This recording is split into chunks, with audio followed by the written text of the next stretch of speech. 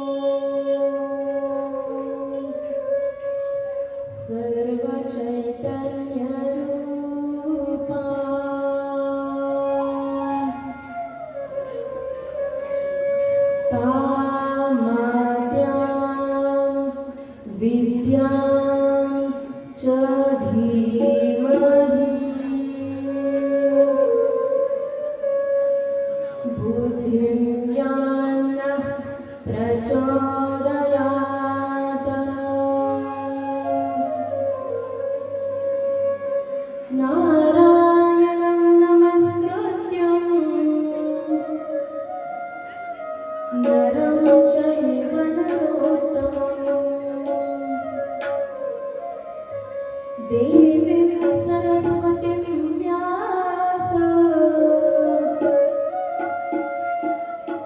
ततो जयमुदीरये।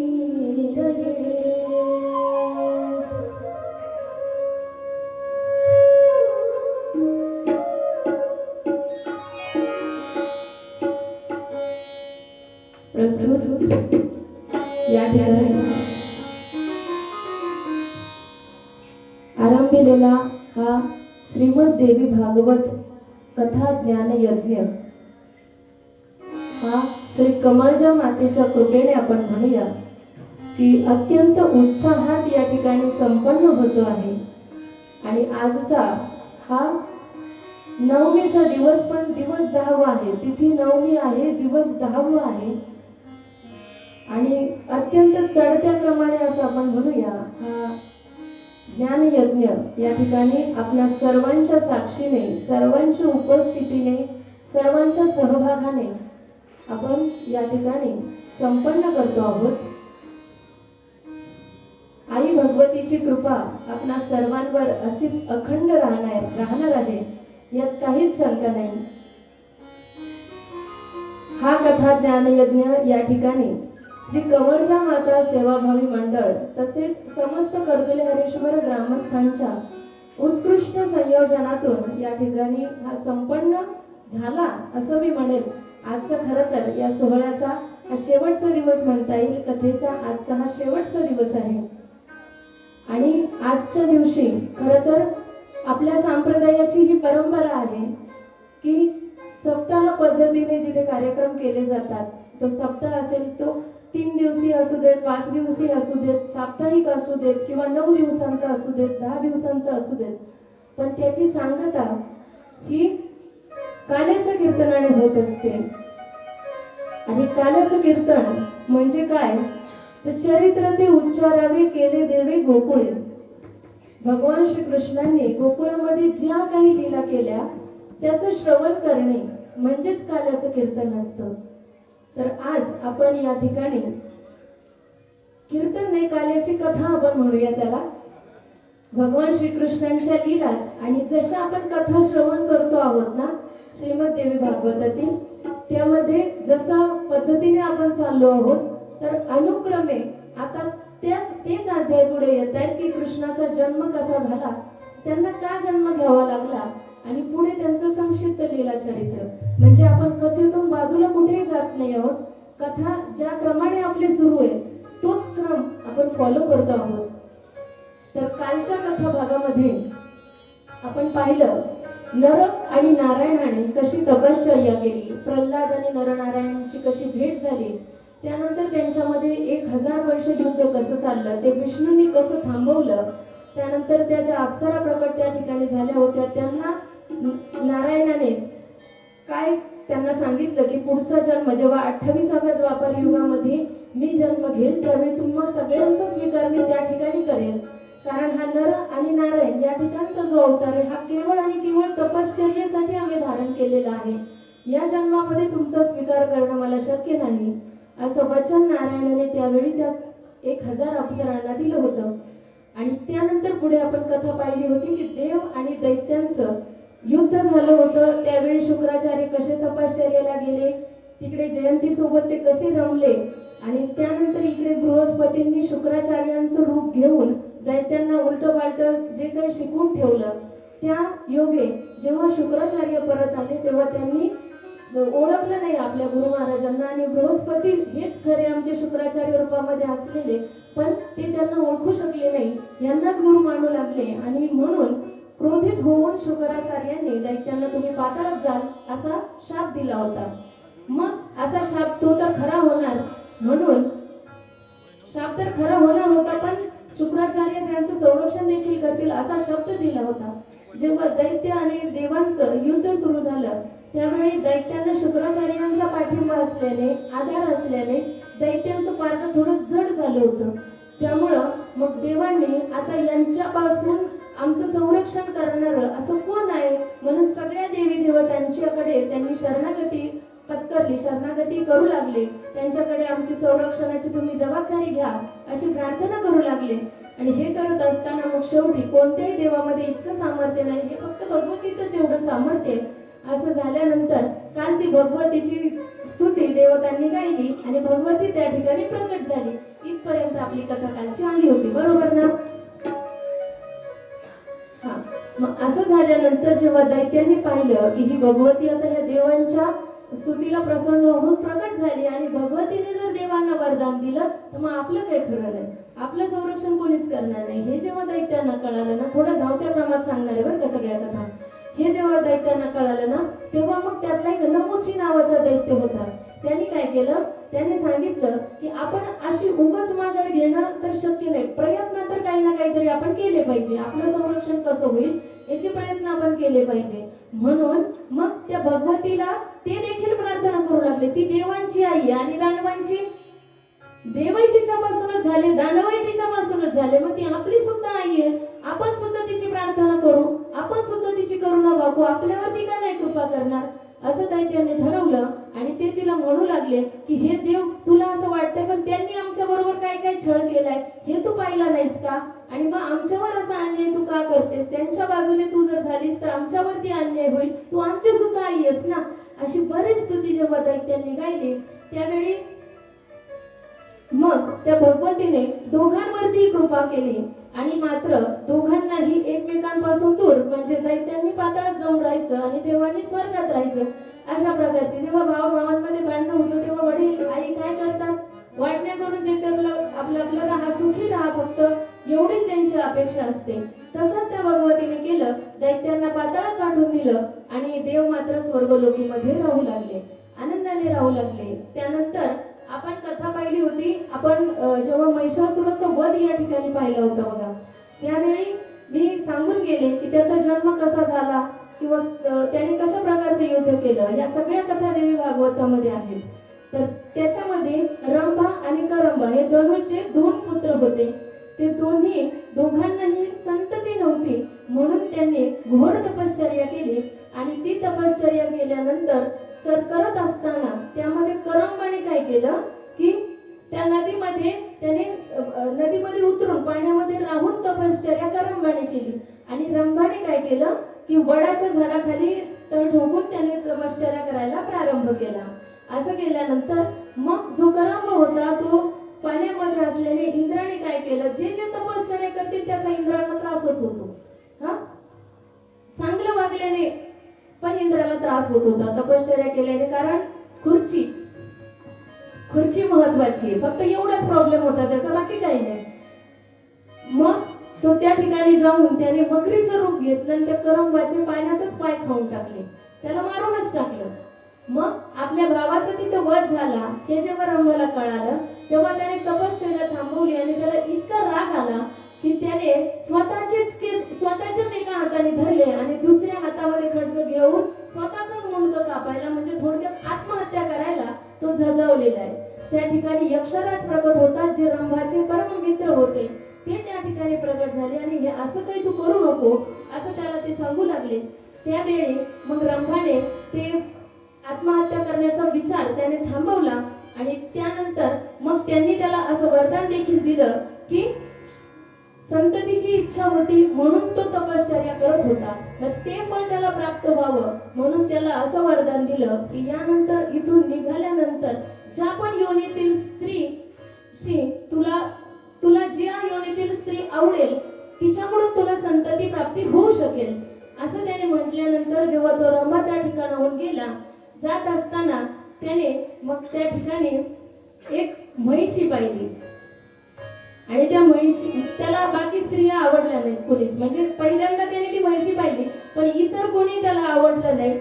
एवढ्या सुंदर सुंदर स्त्रिया होत्या त्या काळामध्ये पण ते कोणीच आवडलं नाही, ती म्हैस आवडली त्याला, कारण ती पुष्ट होती, छान होती. असं वर्णन, म्हशीचं सुद्धा वर्णन आहे, ती किती सुंदर होती. त्यामुळं तो रंभ दैत्य जो होता ना तो तिच्यावरती भाळला आणि तिच्या बरोबर समागम करू लागला आणि मग अशा पद्धतीने ती जेव्हा गर्भवती झाली, पण ती म्हैस अशी फिरत असताना एका त्याला काय म्हणतात म्हैसा म्हणूया, म्हणजे त्या म्हैशीतला पुरुष तो त्याची एकदा नजर तिच्यावरती पडली आणि त्याला पण ती आवडली. बघा आता या कशा कथा आहेत. त्याला पण ती आवडली, तो तिच्या मागे पळायलाच लागला. माझ्याशी लग्न कर, माझ्याशी लग्न कर म्हणून पळायला लागला. मग असं झाल्यानंतर मग रंभाने काय केलं, ती घाबरून पळत सुटली, गर्भवती होती आणि घाबरून ती पळत असताना मग आपल्या पत्नीच्या मागे कोणतरी लागले म्हटल्यानंतर पतीचं काय काम आहे, त्याला थांबवणं, त्याच्या विरोध करणं, त्याच्याशी युद्ध करणं. मग त्या रंभाने त्याचा भरपूर विरोध केला, त्याच्याशी युद्ध केलं. पण तो म्हैसासुर आता ती एवढी पुष्ट असलेली म्हैस त्याला आवडली म्हणला, तो म्हैसा अजून जास्त पुष्ट होता, दमदार होता. त्याने ते शिंगच खुपसले आणि रंभा दैत्याचा त्या ठिकाणी वध झालेला आहे. आणि ते पाहिल्यानंतर मग ही म्हैशी जी होती ती अजूनच घाबरली की आपल्या पतीचाही आता मृत्यू झालाय म्हटल्यानंतर आता आपल्याला आधार कोण राहिलं असं तिला वाटू लागलं. आणि आता हा जो म्हैसा आहे हा काही मला सोडणार नाही या भीतीने ती पळू लागली आणि त्या यक्षराजांजवळ जे रंभाचे मित्र होते त्यांच्याकडे जाऊन पोहोचली आणि त्यांना प्रार्थना करू लागली की मला असा असा त्रास होतो आहे, तर याच्यापासून मला तुम्ही सोडवा. असं म्हटल्यानंतर मग त्या यक्षांनी तिचं संरक्षण केलं आणि त्या म्हैसा जो होता त्याच्याशी युद्ध करून त्याला त्यांनी संपवलं. पण ती त्यानंतर मग आपला पती मृत झालेला आहे असं म्हटल्यानंतर आता आपल्या जीवनाला काही अर्थ राहिला नाही असं म्हशीला सुद्धा वाटलं बरं का, असं म्हशीला वाटलं. आणि मग आपल्या पतीचा अंत्यविधी करत असताना ती सुद्धा विचार करू लागली की मी सती जाईल, आता माझ्या जीवनाला काही अर्थ राहिलेला नाही असं तिला वाटलं. यक्षाने तिला बरोबर समजवलं की तू गर्भवती आहेस, तू सती जाऊ नकोस, सती जाणे योग्य नाही असं तरी समजवलं. तरी सुद्धा तिने सती गेलीच आणि त्या चितेमध्ये जेव्हा तिने उडी घेतली त्याच वेळी त्या चितेमधून त्या महिषासुराचा जन्म झालेला आहे अशी कथा आहे. असं तो महिषासुर आणि मग पुढे त्यांनी सुद्धा तपश्चर्या केली, आपण ते सगळं दृश्याच्या स्वरूपातून पाहिलेलं आहे. असा तो महिषासुर होता आणि त्याला देवीने कसं ठार केलं हे आपण पाहिलं. आपल्याला पुढच्या कथा पाहिजेत, आपल्या काल्याची कथा आहे. असं केलं पण देवीचं सुद्धा चिंतन जे दैत्यांचा संहार केला ना त्याचं चिंतन यायला हवं म्हणून हे थोडक्यात या ठिकाणी सांगण्याचा प्रयत्न करते. कारण तिच्या पराक्रमाच्या कथा देखील सांगितल्या गेल्या पाहिजे. कृपेच्या कथा, स्वरूपाच्या कथा आपण ऐकल्या पण पराक्रमाच्या कथा थोड्याशा आपल्या चिंतनामधून थोड्याशा कमी पडल्यासारखं मला वाटलं. म्हणून आज धावत्या वेगात का होईना तर थोडस देवीने कसा पराक्रम गाजवला, कसा दैत्यांचा विनाश केला हे आपण ऐकणार आहोत. ते झाल्यानंतर मग ज्यावेळी महिषासुराचं आणि देवीचं युद्ध झालं त्याच वेळी शुंभ आणि निशुंभ नावाचे दैत्य सुद्धा त्या ठिकाणी प्रकट झालेले होते आणि त्यांनी सुद्धा इंद्राला हरवून त्यांनी इंद्रपद स्वतः त्या ठिकाणी विराजमान झालेले होते. आणि महिषासुराचा ज्यावेळी अंत झाला त्यावेळी त्याच सोबत बाष्कल, बिडाल, आसिलोम अशा प्रकारचे ताम्र, बाष्कल हे असे बरेच दैत्य जे आहेत ना ते सुद्धा मृत्युमुखी पडले. नमोचे सुद्धा त्याच्यामध्ये मृत्युमुखी पडलेले आहे. आणि मग हे झाल्यानंतर ज्याने त्यावेळी सांगितलं होतं आपण देवीची आराधना करूया तो नमुची दैत्य तो असावा, ते दोन ठिकाणी ते नाव आलेले तो सुद्धा त्या ठिकाणी मरण पावला. आणि मग हे शुंभ आणि निशुंभाने ते त्यावेळी पाहिलेलं होतं त्यामुळे त्यांनी देखील घोर तपश्चर्या केली ब्रह्मदेवाची आणि त्यांच्याकडून एका कुमारी म्हणजे आता सुरुवातीला त्यांनी आम्हाला अमर करा, आम्हाला मरणच नको ही प्रार्थना केली. पण त्यानंतर मग आता मरण तर जन्मजाता झाला त्याला मरण प्राप्त होणारच आहे असं सांगितल्यानंतर मग आता कशा प्रकारे आपण ह्या मृत्यूला टाळू शकतो तर कुमारिकेमध्ये काही सामर्थ्य नसतं. एकतर स्त्रीच अबला आहे असं समजणारे दैत्य असतात, मी म्हणाल असं समजणारेच दैत्य असतात. स्त्री ही अबला नाही, जिच्यामध्ये सर्व सृष्टी निर्माण करण्याची क्षमता आहे, तिच्यामध्ये सगळं संपवण्याची सुद्धा क्षमता आहे.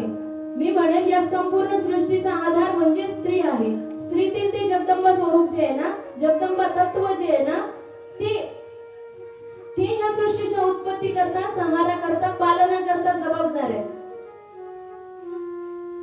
स्त्री जेवढी जबाबदारी जितक्या काटेकोरपणे म्हणूया आपण किंवा शारीरिक कष्ट, मानसिक त्रास सहन करून सुद्धा हसतमुखाने सर्व जबाबदाऱ्या पार पडण्याची क्षमता जेवढी स्त्रीमध्ये असेल ना त्या बाबतीत निश्चितच पुरुषांची माफी मागून सांगेल पण पुरुष त्या मानाने काहीच त्यांचं पारडं खालीच म्हणावं लागेल आपल्याला. एवढी स्त्री शक्ती महान असते आणि अशा स्त्री शक्तीला आपला म्हणणारे यांच्यामध्ये मला मारण्याचं सामर्थ्य नाही असे समजणारे ते कोण? ते महिषासुर शुंभ निशुंभ नाही, ते दैत्य, ते आजकाल सुद्धा आहेत.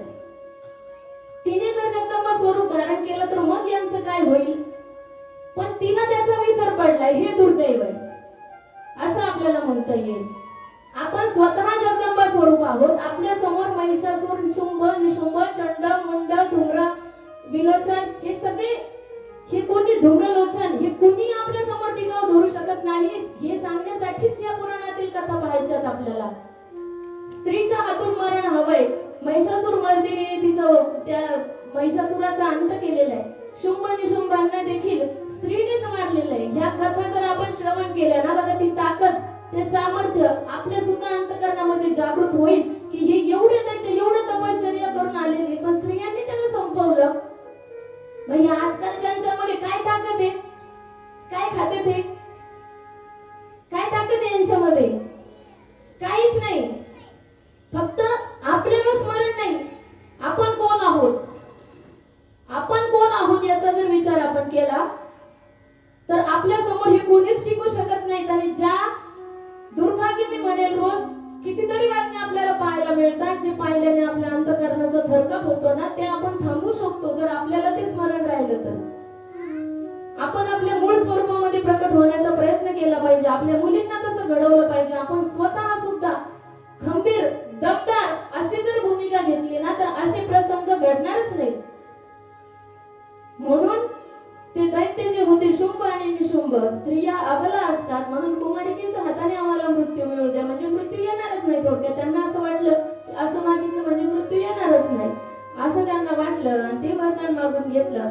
त्यानंतर मग एके दिवशी त्या कैलास पर्वतावर त्यांनी सुंदर त्या महालक्ष्मीचं स्वरूप पाहिलं, पार्वती देवीचं स्वरूप पाहिलं. आणि दैत्य सगळे जे घाबरलेले होते, या शुंभ निशुंभांनी जे थैमान घातलेलं होतं त्याच्यामुळे जे घाबरलेले सगळे दैत्य त्या ठिकाणी आलेले होते आणि ते तिला प्रार्थना करत होते की तू जगदंबा जननी जगत जननी भवानी, तूच विद्या पराविद्या अविद्या या सगळ्यांचे हे सगळे तुझेच स्वरूप आहेत ग.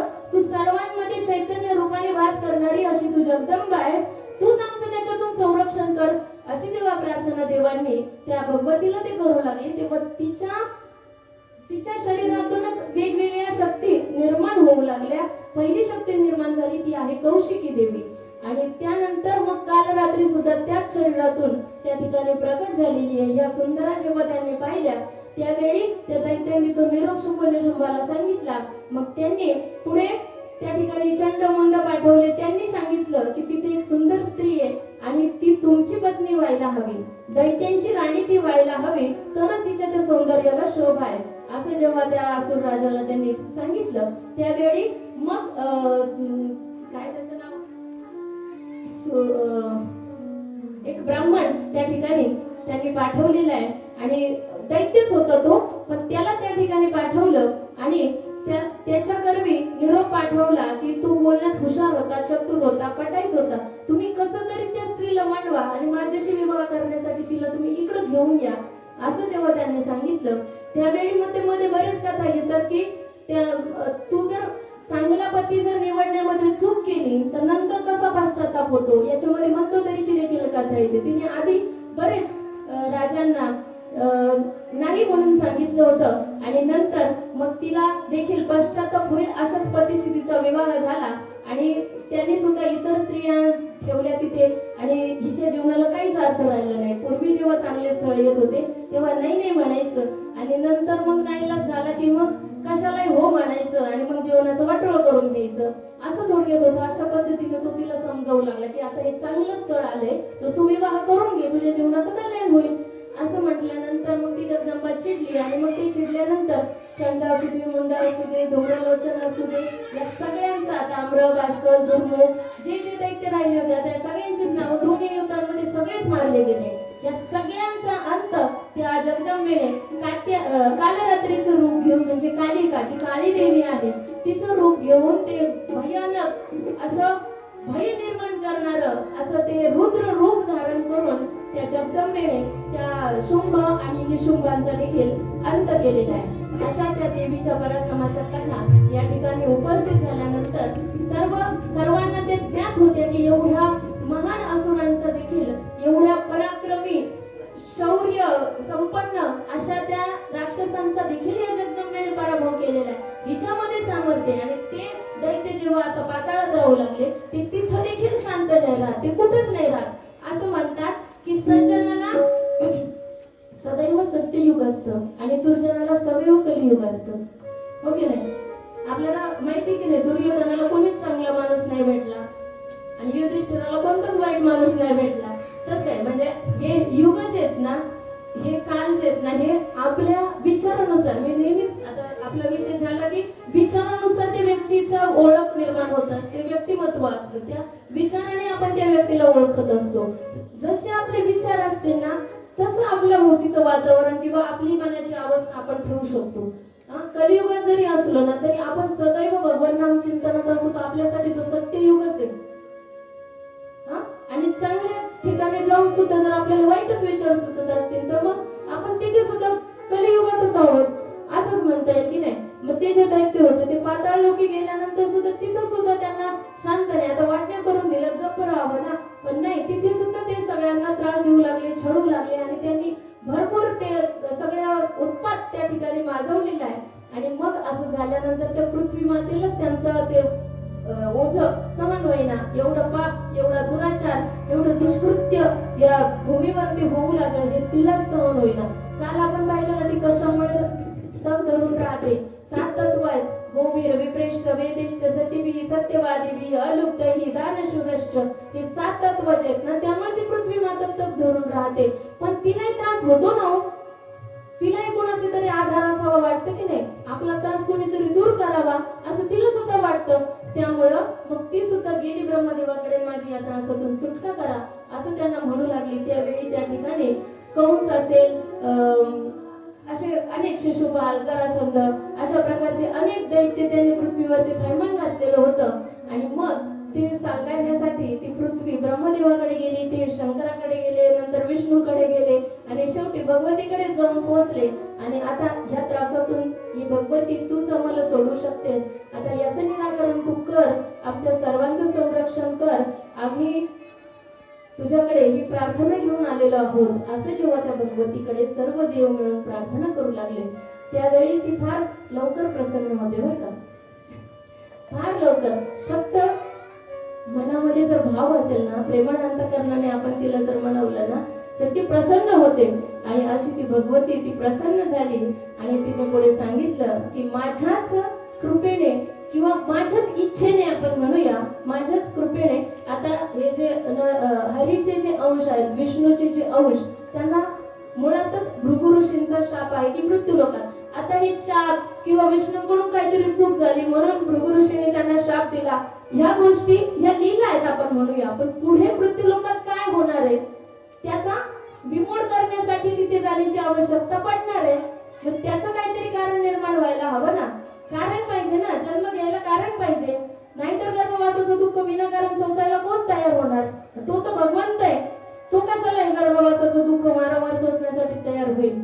पण ह्या पृथ्वी मातेवरती जो जो अधर्म माजेल, जेव्हा जेव्हा धर्माला ग्लानी येईल त्यावेळी भगवंताचे अवतार या ठिकाणी व्हावे लागतात आणि त्याला काहीतरी कारण हवं, निमित्त हवं, म्हणून तो भृगु ऋषींचा शाप त्या ठिकाणी तो कारणीभूत ठरला. आणि भगवतीने सांगितलं ह्या शापाचाच काय आपण म्हणूया तो शापच फलीभूत झाला असं दाखवण्यासाठी म्हणूया. त्या नारायणाचा त्या ठिकाणी पृथ्वीवरती नर आणि नारायण, अर्जुनाचाही अवतार होणार आहे, भगवान श्रीकृष्णांचाही अवतार होणार आहे आणि ते त्या ठिकाणी जन्म घेतील.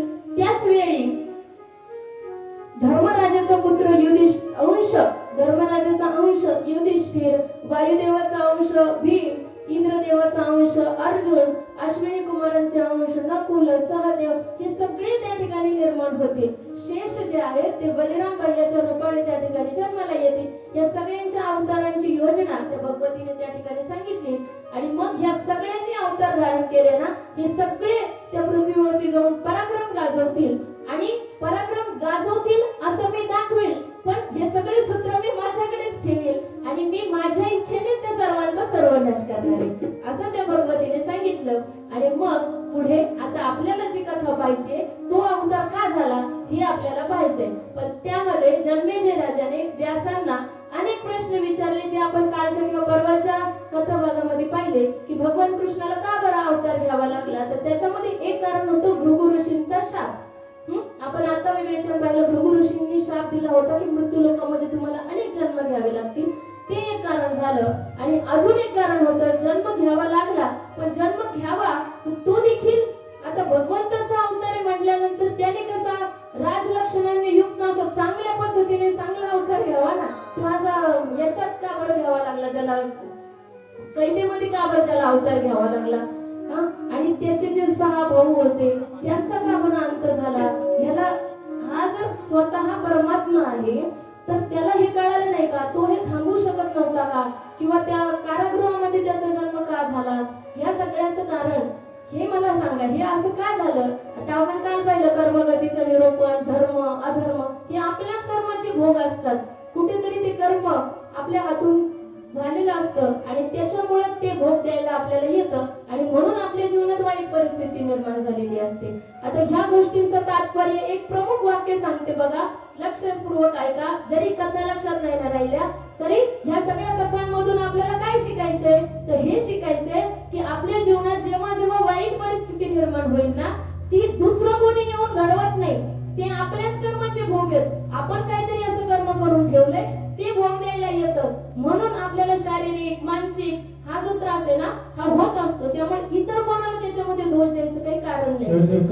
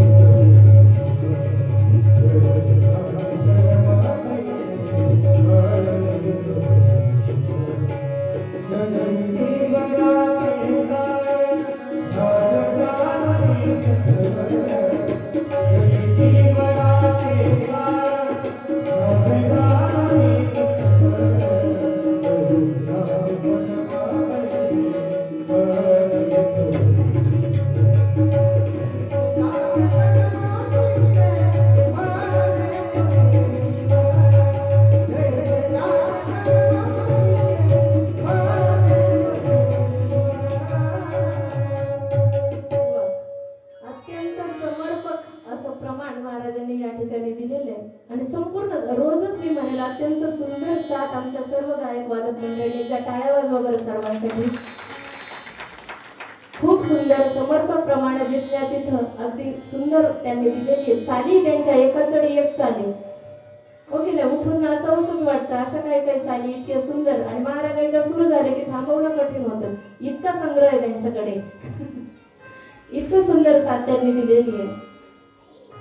तबलेची साथ तशीच आणि बासरी वादक तर काय आपला पन्नूच आहे.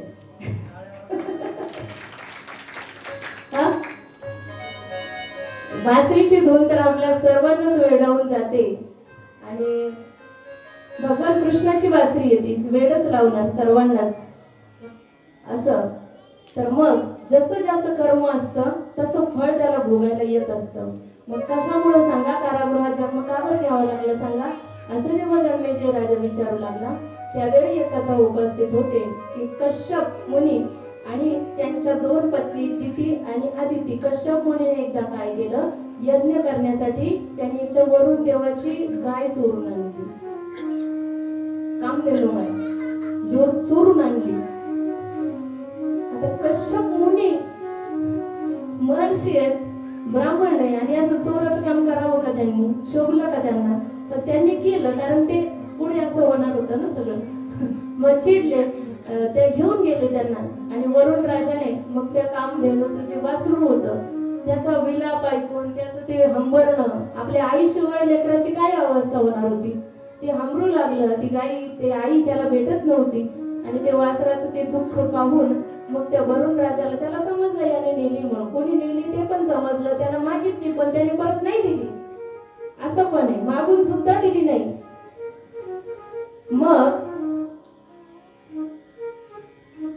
मग त्या वरुण राजाने त्याला शाप दिला की गाई पळवून येतो ना, मग तुला खाली गुराख्याच्या घरामध्ये तो जन्म घ्यावा लागेल, तुला गाई सांभाळाव्या लागतील, असा त्याला हे दिल्यानंतर मग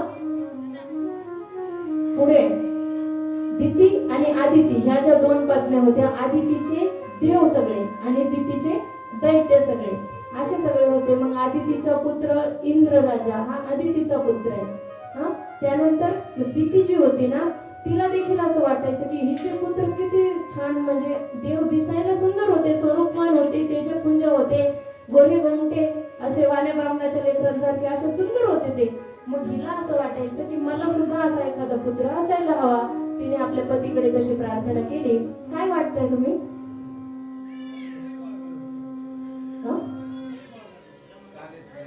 अच्छा, हा हा, मला वाटलं लगेच काय वाटायला सुरुवात केली ती काय. मग त्या तिने अशी प्रार्थना केल्यानंतर मग कश्यपाने तिची सुद्धा मागणी मान्य केली आणि तिला सुद्धा एक अनुष्ठान सांगितलं. ते अनुष्ठान जर तशा पद्धतीने ते व्रत जर तिने पूर्ण केलं तर तिला देखील दिव्य पुत्राची प्राप्ती होईल असं त्या कश्यप मुनीने तिला सांगितलं. आणि तिने सुद्धा मग तसा पुत्र मला व्हायला हवा म्हणून तिने सुद्धा खूप ते अनुष्ठान काटेकोरपणे पाळलं, घेतला वसव, टाकला नाही, उचली नाही, मारली नाही. हा, हे लगेच पाठ आहे आमचं सगळं. पण तुम्ही लक्षपूर्वक ऐकताय याची ही पावती आहे की बरोबर ओळखीचे शब्द आले की लगेच खालून आवाज येतो. गुतायचं नाही, मातायचं नाही, घेतला वसा, टाकायचा नाही. नदीच्या किनारी जाऊन केळीचे खांब लावून तिने अशी पूजा मांडली, देवीची कथा वाचली. अशा सगळ्या कथा व्रत आपण नेहमीच करत असतो. असंच एक व्रत तिला दिलं होतं आणि तिने ते यथा तिच्या पूर्ण जसं सांगितलं होतं त्या पद्धतीने तिने ते संपन्न करण्याचा प्रयत्न केला. आणि ते केल्यानंतर मग त्याचं फल म्हणून ती सुद्धा गरोदर झालेली आहे. गरोदर झाल्यानंतर तो दिव्य पुत्र जो तिच्या उदरामध्ये वाढत होता दिसामासाने, त्यामुळे तिच्या चेहऱ्यावर देखील तेजपुंज अशी ती दिती दिसू लागली. आणि जेव्हा ती इतकी सुंदर दिसायला लागली, त्या गर्भामुळे शोभा, जसे शिवाजी महाराज जेव्हा जिजाऊच्या पोटात होते त्यावेळी जिजाऊंचे डोळे काय होते आपण ऐकले की नाही, तसं जेव्हा दिव्य पुत्र जन्माला येणार असतो तेव्हा ते लक्षणं त्या आईच्या शरीरावरती दिसू लागतात, ती तेजस्वी दिसू लागली. आणि मग आधी तिला भय वाटायला लागलं की आता खरोखरच माझ्यापेक्षा दिव्य पुत्र हिच्या पोटी जन्माला येतो की काय, सवती मत्सर. तिला काही गरज होती का, सगळे देव हिचे पुत्र होते, पण झालं असतं तिला एखादा, पण नाही, सवती मत्सर असतो. मग तिने आपल्या पुत्र इंद्राला सांगितलं की नाही, ते बाळ जन्माला येण्याच्या आधीच त्याचा खात्मा झाला पाहिजे, ते जन्मालाच नाही आलं पाहिजे, असं काहीतरी कर. मग त्या आदितीने तसं सांगितल्यानंतर इंद्र एके दिवशी दितीकडे गेला आणि दितीला गोड गोड गोड गोड बोलून त्या माते, तू ह्या अशा अवस्थेमध्ये एवढा परिश्रम करणे योग्य नाही, तू आधीच एवढं मोठं दिव्य अनुष्ठान केलेलं आहे, त्यामुळे तू थकलेली आहेस, त्यामुळे तू आराम करणं गरजेचं आहे. आता ह्या अवस्थेमध्ये तू हळूच चालावं, काय खावं याचं सर्व भान ठेवलं पाहिजे. तू जर काळजी घेतली तर तो पुत्र देखील चांगला, म्हणजे चांगला व्यवस्थित आरोग्य संपन्न हेल्दी असा पुत्र तुझ्या पोटी जन्माला येईल, तू काळजी घेतली पाहिजे असं इंद्र सांगायला लागला. असं गोड गोड गोड गोड बोलून त्या मातेला त्याने तिचे पाय चेपायला लागला, तिचं डोकं दाबून द्यायला लागला. आणि असं केल्यानंतर मग तिलाही वाटलं लेकरू किती प्रेम करते आपल्यावरती.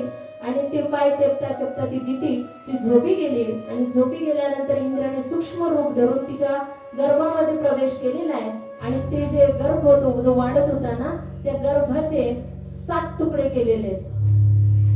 ते 7 तुकडे केल्यानंतर ते बाळ, तो गर्भ 7 भागामध्ये विभाजित झाला आणि ते तिथंच रडायला लागले, रुदन करायला लागले. आणि त्यावेळी मग इंद्र त्यांना म्हणू लागला, मारुद मारुद मारुद, रडू नका रडू नका रडू नका असं म्हणू लागले. पण ते काही थांबेनात. मग याने काय केलं, पुन्हा त्या 7 भागांचे पुन्हा एकेकाचे 7 किती झाले असतील सांगा, 7 जणांचे परत 7 भाग केले. किती झाले? वा वा वा वा 49 भाग झाले. म्हणजे तुमचं गणित पक्क आहे का कच्चं हे मी चेक करत नाही, पण माझं तुम्ही लक्षपूर्वक ऐकताय ना, याच्यामध्ये मला खूप छान वाटतं बरं का. म्हणून मी तसं म्हणते. बाकी तुम्ही सर्वजण हुशार आहात, ज्ञानी आहात, वयाने, मानाने, अनुभवाने सगळ्याच बाबतीत तुम्ही सर्वश्रेष्ठ माझ्यापेक्षा आहात. पण माझा वावा म्हणण्याचा उद्देश मी या ठिकाणी सांगते की तुम्ही, मी एवढी लहान असून सुद्धा एवढं लक्षपूर्वक माझं ऐकताय,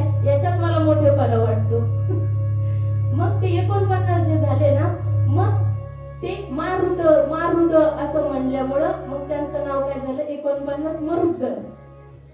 जे 49 मरुद्गण आहेत ना ते झाले, ते जन्माला आले. ते तिला कळालं की हे असं असं झालेलं आहे माझ्याबद्दल, माझ्या बाबतीत हा छळ झालेला आहे असं जेव्हा तिला कळालं तेव्हा ते काय झालं कसं झालं ते लगेच त्यांच्या गोष्टी लक्षात यायच्या. इंद्रानेच हा छळ केलेला आहे, मग हे आधी तिच्या सांगण्यावरून माझ्या सौतीनेच हे कारस्थान माझ्या विरोधात असं केलेलं आहे असं तिने सांगितल्यानंतर मग तिने सुद्धा तिला शाप दिला होता की तू पृथ्वी लोकावरती जन्म घेशील आणि तुझे सुद्धा पुत्र तू मरतवांज होशील. मरतवांज म्हणजे काय तर जिचे पुत्र किंवा जिचं बाळ जन्माला आल्यानंतर लगेच मरतं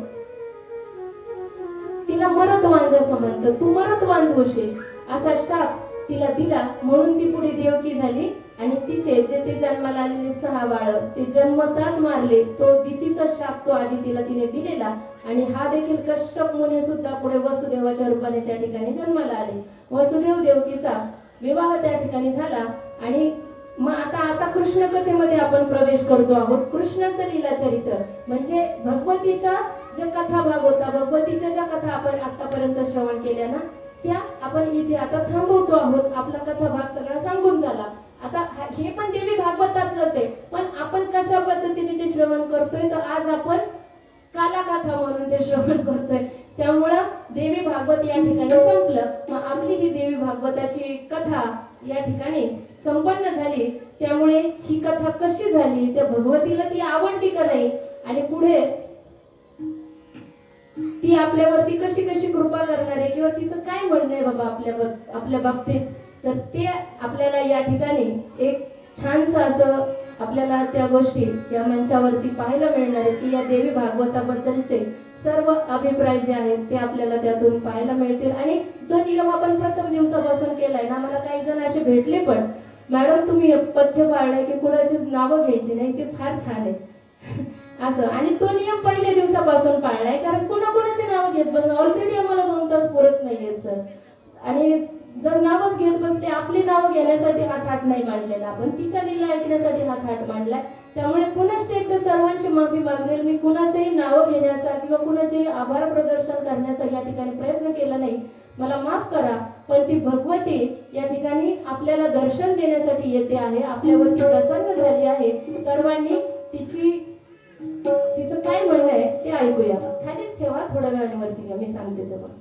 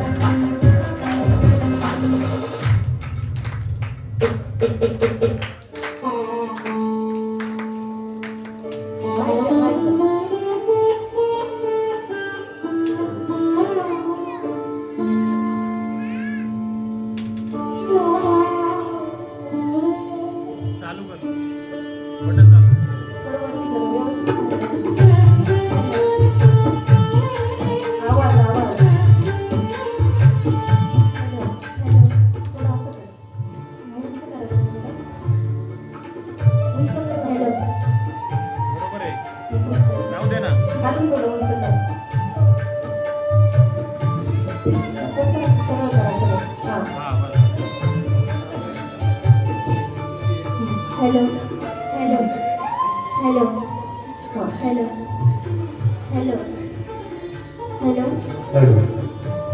ओळखत का मला? सर्वं खल्विदमेवाहं नान्यदस्ति सनातनम्.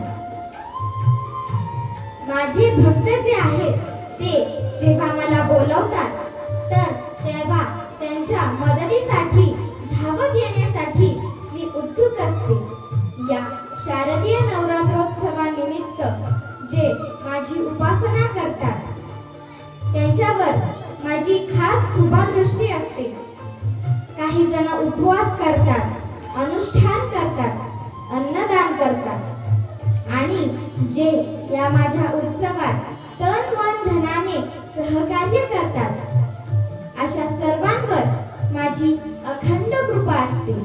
या नवरात्रोत्सवाच्या निमित्त माझ्या दिव्यत्वाची प्रचिती करून देण्यासाठी माझे प्रिय भक्त श्री कमाळजा माता सेवाभावी मंडळ आणि समस्त कर्जुले हरेश्वर ग्रामस्थांनी श्रीमद देवी भागवत कथेचे सुंदर आयोजन केले आणि ह्या माझ्या पराक्रमाच्या, शौर्याच्या आणि कृपेच्या कथा सांगण्याचे भाग्य माझी प्रिय भक्त सौ ज्योत्स्ना विनायक मुळे तिला माझ्याच इच्छेने प्राप्त झाले.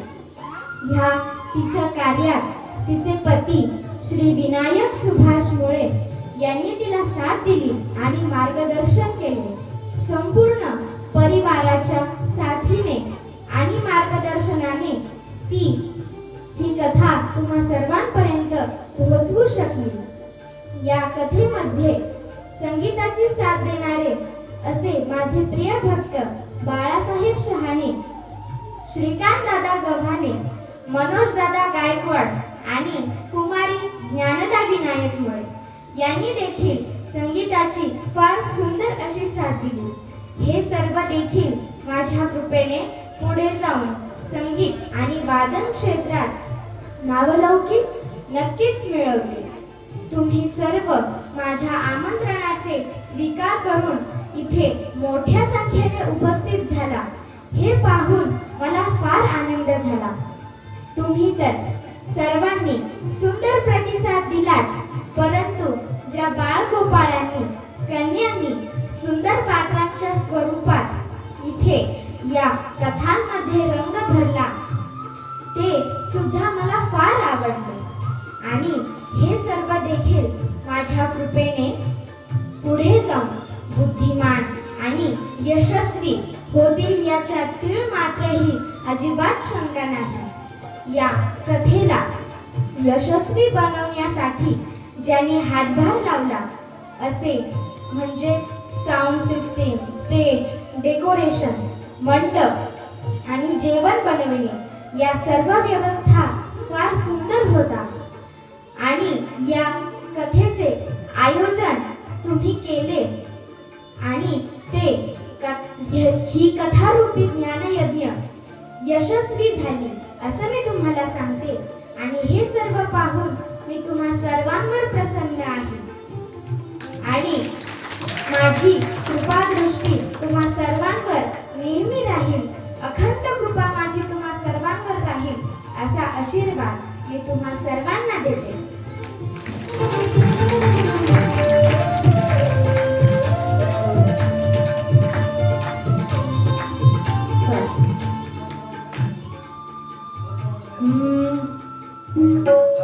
ऐगिरि नंदिनि नंदित मेदिनि विश्व विनोदिनि नंदिनुते गिरिवर विंध्य शिरोदिनि वासिनि विष्णु विलासिनि विष्णुनुते भगवति देशिनि कण्ठकुटुम्बिनि भूरि कुटुम्बिनि भूरितुते जय जय हे महिषासुरमर्दिनि रम्यवर्दिनि शैलनुते सुरवरवर्षिणि दुर्धर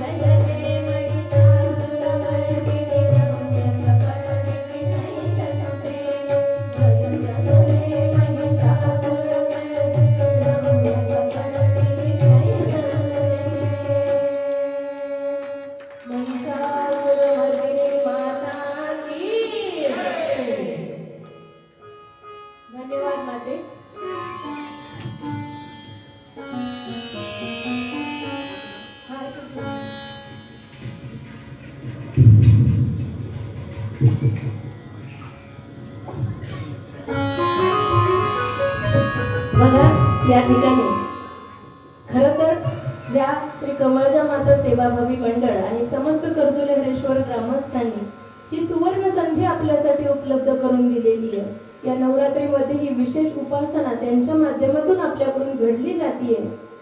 खरं तर त्यांचे आभार मानावे तेवढे थोडेच आहेत, पण जेव्हा या कथा ज्ञान यज्ञाच्या समाप्तीच्या वेळी त्या मंडळाकडूनच आपले आभार मानले जातील कदाचित, की आपण सर्वांनी छान प्रतिसाद दिला म्हणून या ठिकाणी हा सोहळा उत्तम संपन्न झाला। हे त्या मंडळातील सर्व सदस्यांची किंवा ग्रामस्थांची आपण मनाचा मोठेपणा म्हणूया, पण खरंच या ठिकाणी आल्यानंतर ज्या गोष्टी रुचल्या आणि खरोखर ज्या गोष्टींबद्दल खरोखर आभार व्यक्त करणं, आपल्या माणसांचे खरं तर आभार व्यक्त करायचे नसतात, त्याने परकेपणा येतो, पण तरी सुद्धा योग्य वेळी सॉरी थँक्यू हे बोलल्यानंतर माणसामध्ये त्या एक माणुसकी वाढवणारा तो प्रकार असतो। म्हणून अशा पद्धतीने हे आभार प्रदर्शनाचं कार्य या मला वाटतं जगदंबेच्या माध्यमातूनच या ठिकाणी आपण करून घेण्याचा हा छोटासा प्रयत्न या ठिकाणी आम्ही केला। आणि त्या भगवतीची खरोखर जेव्हा सगळे मुलं आपण पाहतो, हे सगळे बाळ गोपाळ ज्यांनी जे पात्र धारण केले ना, तर ते त्या पात्रामध्ये ते जेव्हा त्या स्वरूपामध्ये असतात ना, तर ते खरोखर त्या स्वरूपात आहेत की काय असं आपण त्यांचं दर्शन घेतो। त्यामुळं ही जी या ठिकाणी प्रकट झाली खरोखर जगदंबेने आपल्याला दर्शन दिलं आणि ती खरोखर आपल्यावरती प्रसन्न आहे आणि तिची अखंड कृपा नेहमी आपल्यावरती सदैव राहणार आहे। एवढं जरी तुम्ही लक्षात ठेवलं नाही या संपूर्ण कथेतून, तरी आपला आनंद कधीच कमी होणार नाही। ती जगदंबेची माझ्यावरती कृपा आहे आणि ती माझं संरक्षण करणार आहे, ती माझं पालन करणार आहे, अशी भूमिका आपली सर्वांचीच राहू दे। ती जगदंबेची कृपा सर्वांवरती नेहमीच राहू दे। आता या ठिकाणी श्रीकृष्ण चरित्र आपल्याला पाहायचं आहे। कार्याच्या निमित्ताने अति संक्षिप्त स्वरूपात आपण ते पाहणार आहोत। वसुदेव देवकीचा त्या ठिकाणी विवाह संपन्न झाला आणि कंस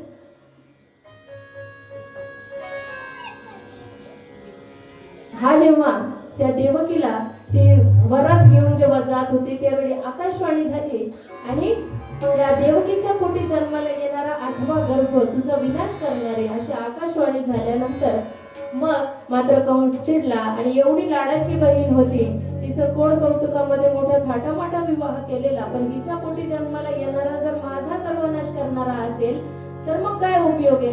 म्हणून तिलाच मारायला धावला। वसुदेवाने त्याला थांबवलं आणि मग भरपूर वादावादी झाल्यानंतर मग शेवटी असं ठरलं की वसुदेवाने त्याला विनंती केली की आम्हाला हवं तर कारावासामध्ये ठेव आणि आमच्या पोटी जे संतान जन्माला येईल, 8वा संतान जो जन्माला येईल ना, ती तुझ्या ताब्यात देऊ, म्हणजे तुझा सर्वनाश होण्यापासून तू स्वतःचं संरक्षण करू शकशील, अशी विनंती करून मग वसुदेवाने कंसालाही ते पटलं की बाल रूपामध्ये जर तो पुत्र मला प्राप्त झाला तर मी नक्कीच त्याचा सर्वनाश करू शकेल आणि मग तो माझा सर्वनाश करू शकणार नाही,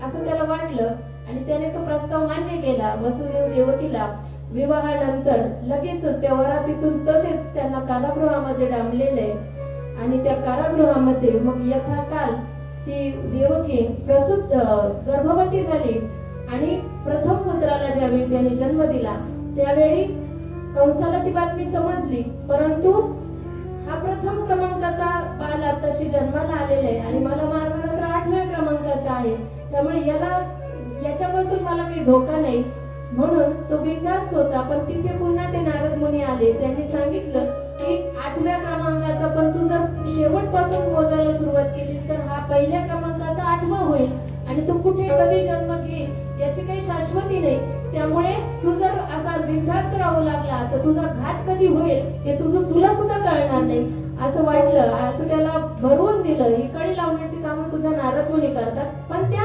लीला असतात। आता तो जो शाप होता तो कसा फलीभूत होणार, त्यासाठी या लीला असतात आणि आपल्याला ते माहित नसलं की मग आपल्याला राग येतो, हे असं का झालं, अशी का कळ लावली, पण ते आपलं कर्म आपल्याला भोग द्यायला येत असतं म्हणून त्या गोष्टी तशा घडत असतात।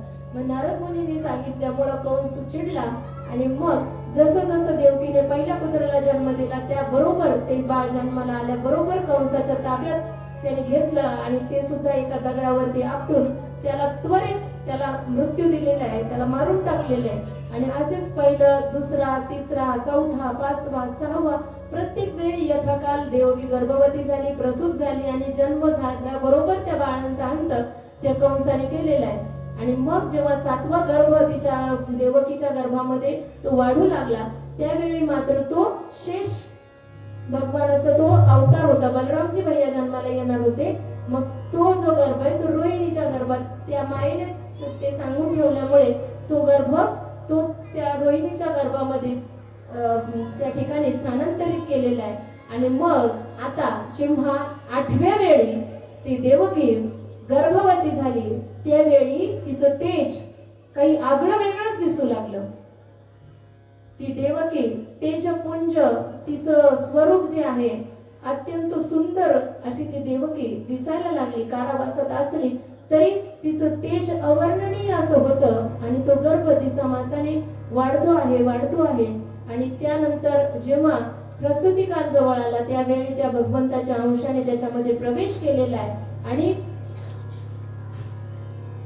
आषाढ महिन्याचा जो धामधुमीचा पाऊस असतो, तो पाऊस चालू होता, तो थांबला आणि त्यानंतर मंद मंद अशा श्रावण सरी सुरू झालेल्या आहेत. श्रावण महिना लागला, ते श्रावण महिन्याची पौर्णिमाही संपली आणि मग कृष्ण पक्षातील अष्टमी दिवस त्या ठिकाणी उजाडलेला आहे.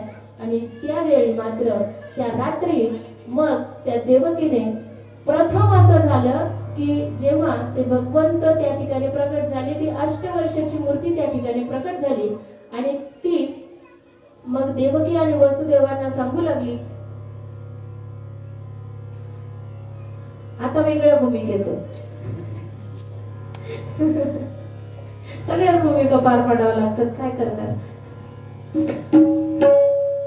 मग हे असं एवढं 8 वर्षाचा जर बाळ झाला तर मग त्यात आम्हाला त्या बाळाचं लालन पालन केल्याचं, त्याचे ते बोबडे बोल ऐकल्याचं काय सुख. आधीची सगळी बाळं मारली गेली, त्यामुळे आम्हालाही तो आनंद आहे. प्रत्येक आई बाबांच्या जीवनामधला तो एक अविस्मरणीय आनंद देणारा. त्रासही असतो पण आनंद इतका असतो की तो त्रास काहीच वाटत नाही. मग तो आनंद घेण्यासाठी वसुदेव देवकी सुद्धा प्रार्थना करू लागले की नाही, तुम्ही लहान रूप घ्या, बाळाच्या रूपाने आम्हाला तुमचं पालन पोषण करण्याचं किंवा तुम्ही तशा स्वरूपामध्ये प्रकट व्हा, असं जेव्हा त्यांनी सांगितलं, त्यावेळी मात्र मग भगवंताने त्यांचं मागणं मान्य केलं. आणि त्या मायेने आधीच सांगून ठेवलेलं होतं, ते गर्गमुनींनी तपश्चर्या केली, ते आठवतं ना तुम्हाला, ते सांगितलेलं. वसुदेवाने गर्गमुनींकडे सांगितलं की असे माझे सगळे पुत्र मारले जात आहेत, आता काय करावं. मग गर्गमुनींनी त्यांना देवीची आराधना करायला सांगितली होती, पण यांनी ते त्यांच्याच गळ्यात घातलं होतं. आता इथे कारावासात पुढे मी देवीची आराधना करू, तुम्हीच करा. मग तिकडे पर्वतावर जाऊन गर्गाचार्य मुनींनी ती प्रार्थना केली होती आणि ती देवीची आराधना केल्यानंतर ती देवी त्या ठिकाणी प्रकट झाली होती. आणि तिने हे सगळं सांगून ठेवलेलं होतं की तो 7वा जो आहे तो रोहिणीच्या गर्भात नेऊन ठेवायचं आणि 8वा जो आहे तो या ठिकाणी तो भगवान विष्णूंचा अंश त्या ठिकाणी जन्माला येईल. आणि त्याच वेळी मी तिकडे गोकुळामध्ये यशोदेच्या पोटी जन्माला येईल आणि मग आमची अशी आदलाबदली करायची वगैरे, ह्या सगळ्या गोष्टी जगदंबेने त्या मायाने आधीच त्यांना सांगून ठेवलेल्या होत्या. त्यामुळे इकडे भगवान श्रीकृष्णांचा बरोबर त्या अष्टमीच्या रात्री 12 वाजता कृष्णाचा जन्म त्या ठिकाणी झालेला आहे. आणि जसा कृष्णाचा जन्म झाला त्यावेळी मात्र मग सर्व जे आहेत वसुदेवाने त्या कृष्णाला घेतला आणि इतर जी बाळ होती जन्माला आल्याबरोबर बाळ रडतात, पण कृष्णाच्या वेळी मात्र तसं झालं नाही आणि ती बातमी कंसापर्यंत पोहोचली नाही. सर्वांना झोप लागली आणि हे बाळ घेऊन वसुदेवजी निघाले गोकुळामध्ये. तिथे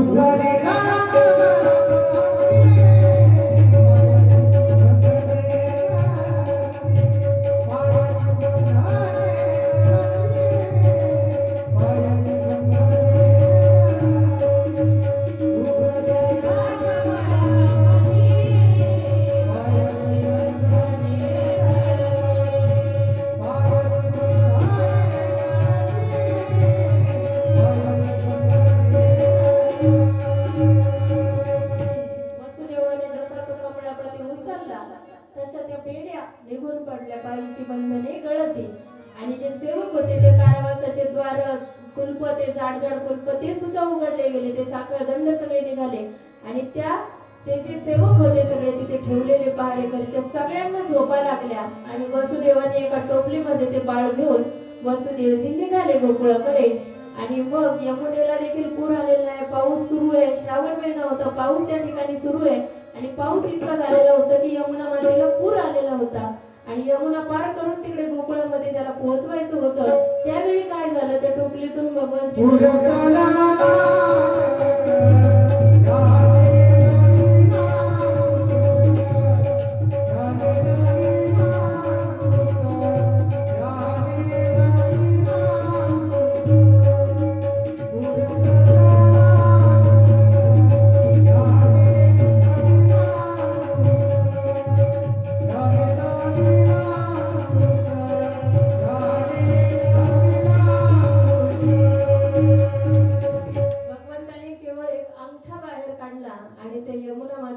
त्या पाण्याला स्पर्श झाल्याबरोबर जसं काही यमुना मातेने त्याचं दर्शन घेण्यासाठी ती वर येत होती असं.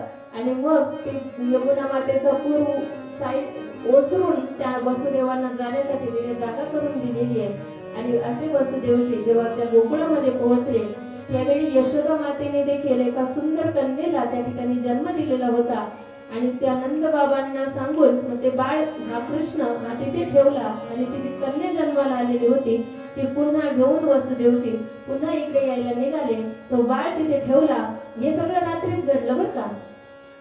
रात्रीत हा सगळा खटाटोप आपण म्हणूया हा सगळा झाला आणि ती कन्या तिकडे घेऊन गेले आणि जसं कृष्णाला घेऊन जेव्हा निघाले तेव्हा सफाईची बंधने निघून गेले होते, सगळे सेवक झोपी गेले होते आणि जशी ती कन्या घेऊन आले ना ती माया आहे ती आल्यानंतर मग मात्र ते जेव्हा कारागृहामध्ये पोहोचले तेव्हा तिने तात्काळ रडायला सुरुवात केली आणि सगळे सैनिक सुद्धा जाग झालं आणि कळालं आणि सगळ्यांना असं वाटलं की आता हे देवकीने आत्ताच या बाळाला जन्म दिलाय आणि सगळ्यांना असं रडलं कसं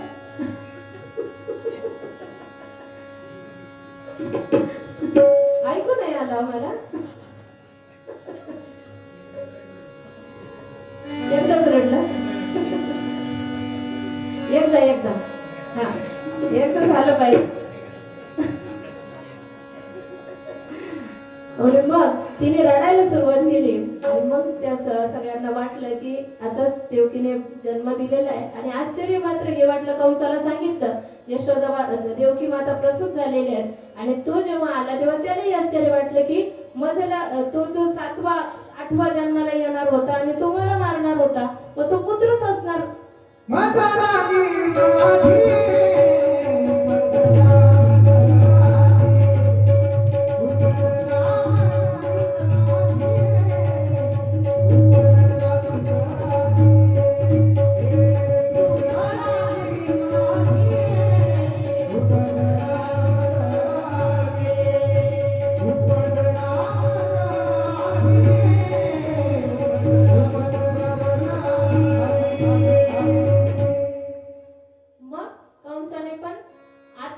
कोणतं स्वरूप धारण करून येईल, मुलगा असेल मुलगी असेल, आत्म्याला काय आत्मा नश्वर आहे आणि तो कोणतं स्वरूप धारण करून येऊ शकतो. ही मुलगी जरी असली तरी हिला सुद्धा मारलंच पाहिजे. 8व्या क्रमांकाला जन्माला आली म्हणून तिला भिरकवू लागला. तिला भिरकवून त्या दगडावर आपटून मारायची. तेवढ्यात भिरकवल्या बरोबर ती वरती उंच आकाशामध्ये गेलेली आहे आणि त्या कंसाला म्हणायला की मूर्खा मग आता हे तुझं लागी वधी उपजाला मजा आधी. तुला जो मारणार आहे ना तो माझ्याही आधी जन्माला आलाय असं त्या मायेने सांगितलंय. म्हणजे हे देवीच सगळीकडे हे वर्णन आहे म्हणून ते देवी भागवत सुद्धा. आणि खरं तर ह्या सगळ्या पुराणातील कथा आहेत ना या परस्परांशी अशा कनेक्टेड आहेत. असं वेगळं आपल्याला त्याला काढता येणार नाही. तोच परमात्मा आहे, तीच भगवती आहे, तेच तत्व आहे, तीच शक्ती आहे, हे एकमेकांपासून वेगळे नाही. म्हणून मग त्या भगवतीने त्याला सांगितलं आणि मग मात्र त्याचा जन्म आता झालेला आहे. कृष्ण गोकुळमध्ये जन्मला Krishna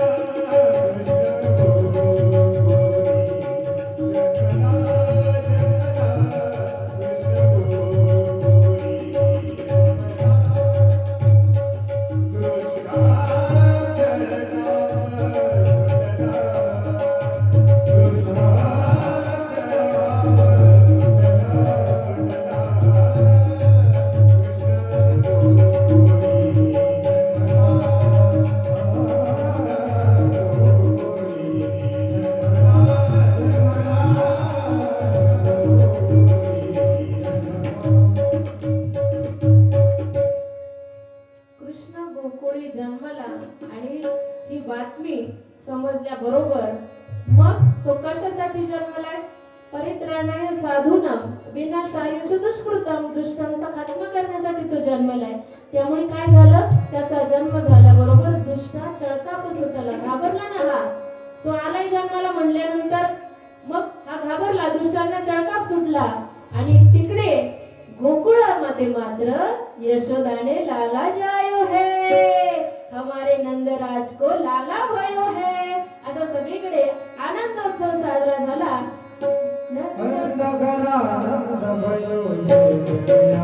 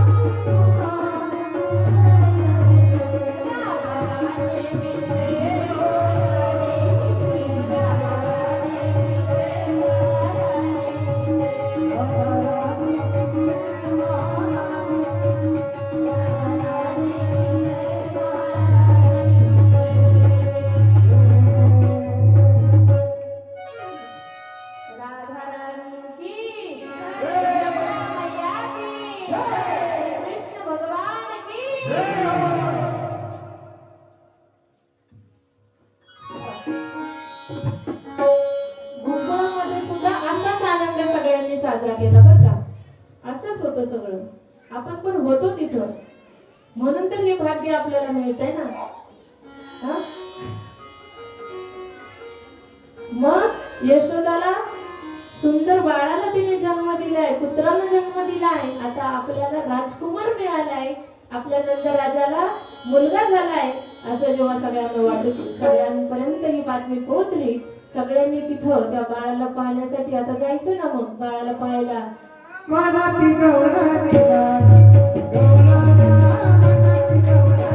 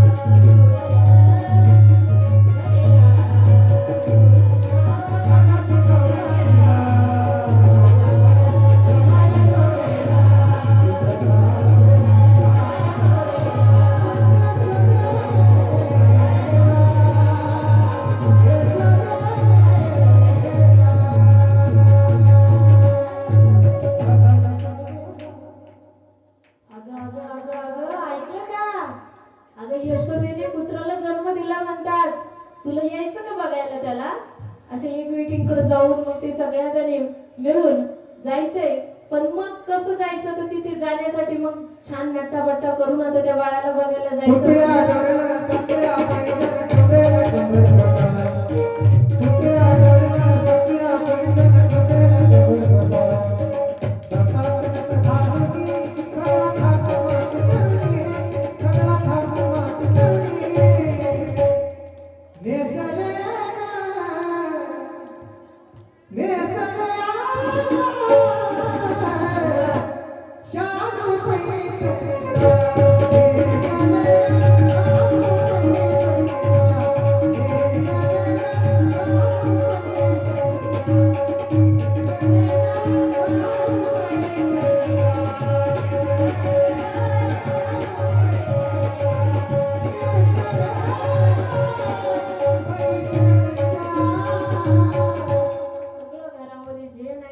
खरंही घातलं, खोटंही घातलं, सगळंच घातलं.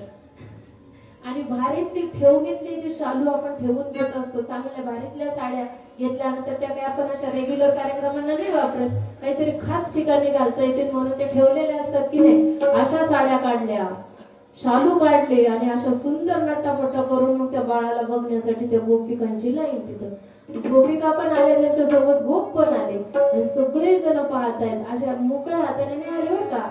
बाळाला बघायला जाताना ही काय आताच नाही, हे पूर्वीपासून चालत आलेले आहे. बाळाला पहिल्यांदा पाहताना काहीतरी भेटवस्तू घेऊन जायचं असतं. काहीतरी गोडधोड घेऊन जायचं असतं, काही डाग घेऊन जायचं असतं, काही आपल्या कुवतीप्रमाणे म्हणा, यथा शक्ती आपण म्हणूया, ते काही ना काहीतरी वस्तू तिथे घेऊन जायची असते. आणि तसंच सगळे वाण घेऊन या ताटी, नंदा घरी झाली दाटी, हे सगळं घेऊन त्या गोपी आणि गोप ते सगळे जण त्या बाळाला पाहू लागले. आणि ते बाळ तर काय आता बाळच होतं, ते सगळ्यांना तिथंच भुरळ घालायला लागलं. ते तिथंच त्यांना वाटायला लागलं की आता जाऊच नाही याला सोडून. पाहिला पाहिला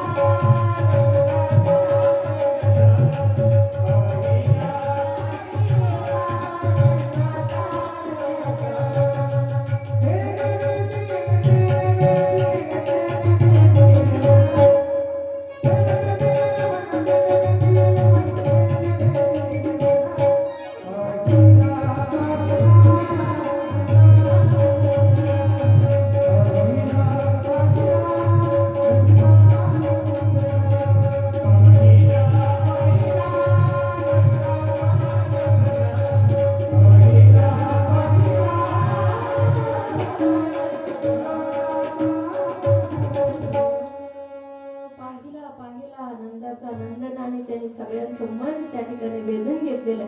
पण तिकडे कंसाला कळालं ना की तो जन्मलाय, गोकुळामध्ये जन्मलाय तो, पण नेमकं कुठे जन्मलाय नेमका पत्ता नाही सांगितला बरं का. त्यामुळे तिथे गफलत झाली. आता त्याला कळलं नेमकं कोण आहे तो, असं त्याला कळेना.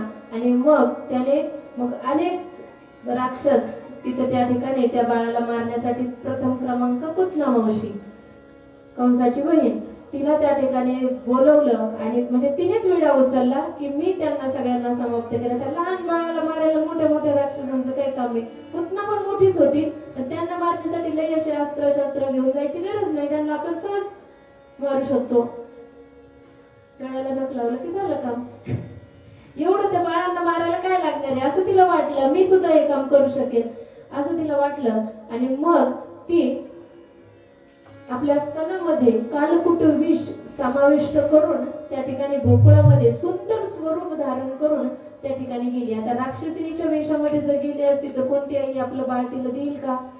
नाही देणार. पण मग अशी स्वरूप सुंदर असं रूप धारण केल्यानंतर मग मात्र ती प्रत्येक घरोघरी हिंडू लागली. आणि जिथे जिथे तिला ते अंगणवाडी सेविका कदाचित तिच्या ओळखीच्या असतील, मग तिने काय केलं, तिच्याकडून तपास लावला की कोण कोण आता एवढ्यात बाळांत झालेले, कुठं कुठं नवजात बालक आहेत तिथं. मग तिने तो तपास केला आणि त्या प्रत्येकाच्या घरी ती जाऊ लागली आणि ते बाळ घेऊ लागली. आणि त्यावेळी अशी प्रथा होती की बाळ घेतल्यानंतर मग त्याला म्हणजे त्याला स्तनपान दिलं तरी चालत होतं असं. मग तिने ते प्रत्येक बाळ घ्यायचं आणि त्याला स्तनपान करायचं. स्तनामध्ये विष भरून आलेली होती, त्यामुळे ते प्रत्येक बालक मरू लागले. आणि मग अशी ती पुतना ती त्या ठिकाणी, व तिला असं वाटलं की असं सगळ्यांचाच खात्मा केल्यानंतर मग तो बाळ सुद्धा नाही वाचणार असं तिला वाटलं. आणि जेव्हा मग ते सगळं करत असताना गावामध्ये असा थैमान तिने घातलेला असताना मग तिला कळालं की या ठिकाणच्या नंदराणीने सुद्धा एका बाळाला जन्म दिलेला आहे असं तिला कळालं. आणि मग त्याला तरी कशाला सोडायचं, आता गावातले सगळेच मारले, आता त्याला सुद्धा त्याच्याकडे सुद्धा गेलं पाहिजे म्हणून ती त्या ठिकाणी जाते. आणि मग तुझी यशोदेला म्हणू लागते की मी तुझी बहीण आहे, यात्रेत हरवले होते असं सगळं, म्हणजे मी तुझीच, तू मला ओळखलं नाही का असं तिला म्हणू लागली. आणि घरात घुसण्याचा प्रयत्न करू लागली. असं काहीतरी कटक कारस्थान कळी लावण्याचं काम ज्याला करायचं असतं ना, त्यांना या म्हणायची गरज नाही पडत बघा, ते बळच येऊन घरात बसतात असं आहे. मग ती बळच होऊन घरात घुसली आणि त्या बाळाला माझ्याकडे आणून दे. फारच हसू येते तुम्हाला आज. त्या बाळाला बाळ माझ्याकडे आणून दे, तुझं बाळ मला पाहायचं आहे असं जेव्हा म्हणू लागले तेव्हा आता ही कोणतरी नवकीच बाई आली आणि आता बाळाला मागते म्हणल्यानंतर यशोदा माता थोडीशी भयग्रस्त झाली की आता माझं बाळ तर एवढं छोटुलं गोडुलं ते सोनूलं बाळ हिच्या ताब्यात कसं काय देणार मी? ओळखीची नाही ना, किती सुंदर असली तरी ओळखीची नाही नाही, तिला कसं काय देणार? ती म्हणजे झोपलंय बाळ आताच, आणि झोपलेल्या बाळाला कसं उठवणार म्हणून तिला नादी लावायला लागली. पण हा बाळा असेच असतात, जेव्हा झोपून घ्यायचं ना गपचूप तेव्हा उठून बसणार, कामाच्या वेळेला उठून जागे असणार, त्यांचं काय काम असतं माहित नाही.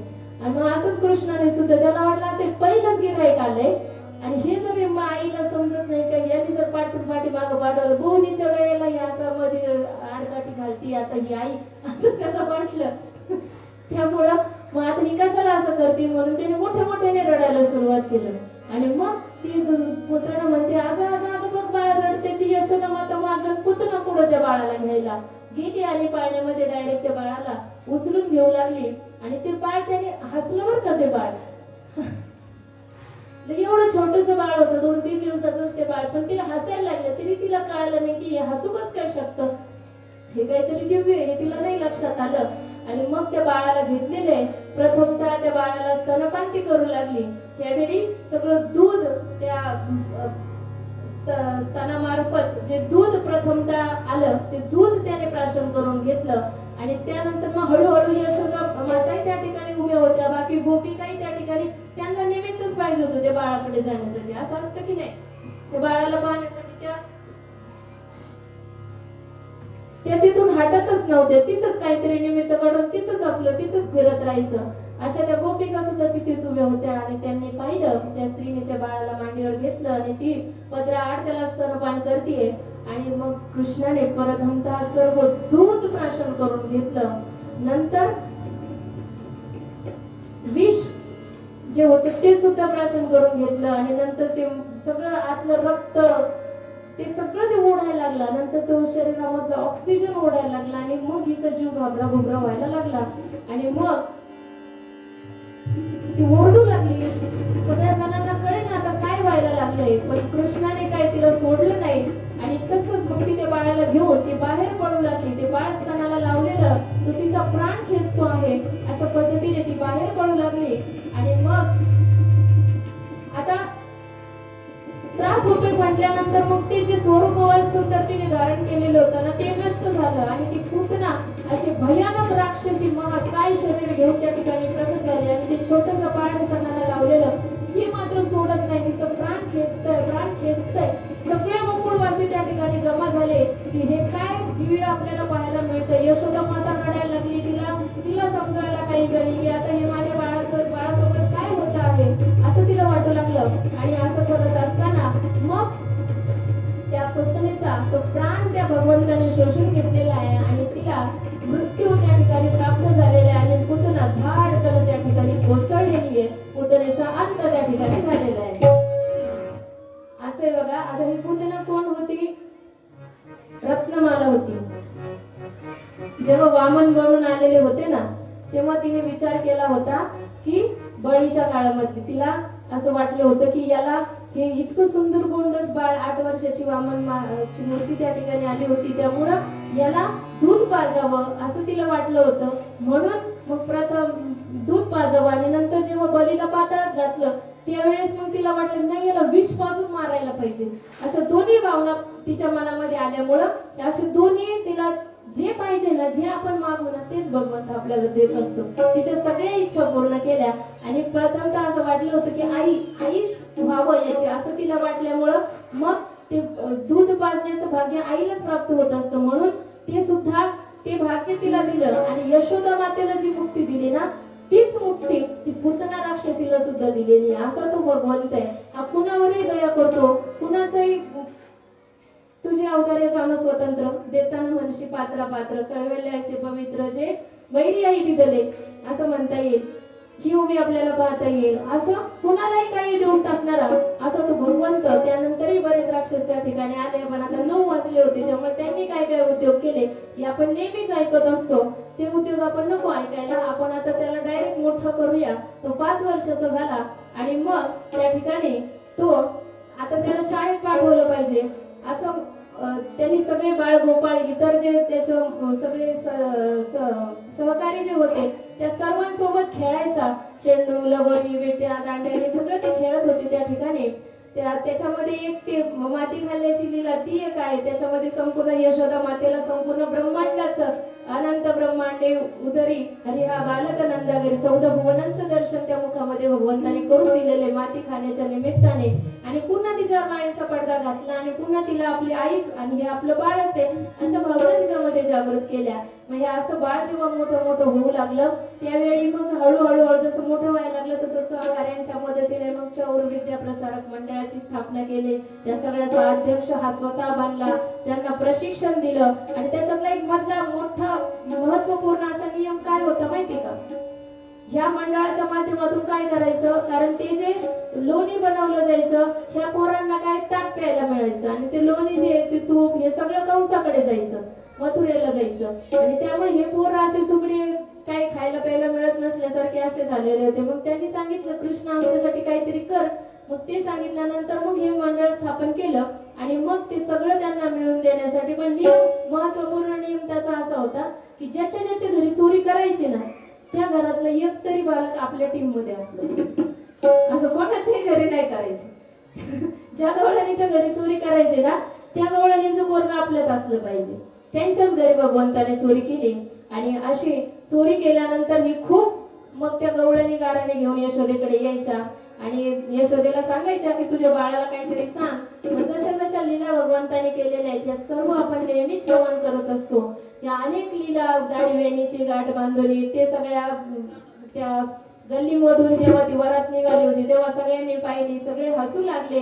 आणि कसं एका गवळणीचं तर ती गाराने घेऊन आली, तिने ते लोणी चोरताना त्याला प्रत्यक्ष पकडलं आणि तिला असं वाटलं मी जिंकलं, आता मी याला पकडलं असं म्हणल्यानंतर मग ती घेऊन ते यशोदेकडे आली आणि यशोदेला दाखवू लागली, बघ तुला पटत नव्हतं ना, तू म्हणत होती ना लय माझं सगुण गुणाचं बाळतान आणि तुम्हीच सगळ्या ढालग्या जायत आणि तुम्हीच माझ्या बाळाच्या नादी लागतात, तुम्हीच हे सगळं करतात, माझ्या बाळावर आळ घेता, असं तुम्हाला वाटतं, असं तुला वाटत होतं ना, असं तू आम्हाला उत्तर देते ना, बघ आता मी याला धरूनच आणलं.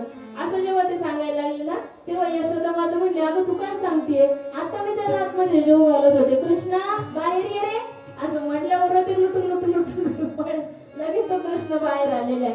अशा लीला आणि पाहते तर काय हीच पोरग धरून हाताला आणले म्हणते मी कृष्णाला धरून आणले.